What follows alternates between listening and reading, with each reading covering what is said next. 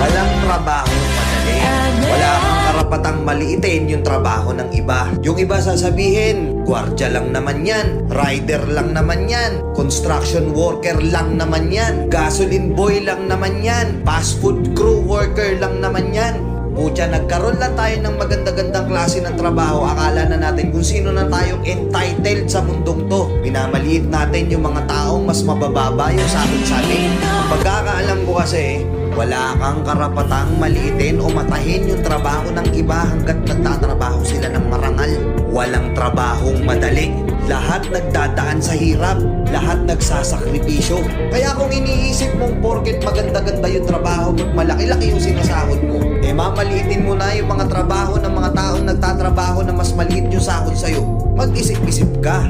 Baka bawiin sa'yo yan. Baka biglang bumaliktad yung mundo at sila naman yung umangat. Kahit anong trabaho mo, magpakumbaba ka pa rin. Bilog ang mundo, hindi palagi nasa taas ka. Kaya hanggat maaari sa lahat ng oras, magpakumbaba ka. Di ba? May kilala pa kayong ganito? Minsan na rin pa kayong nilait ng mga gantong klaseng tao?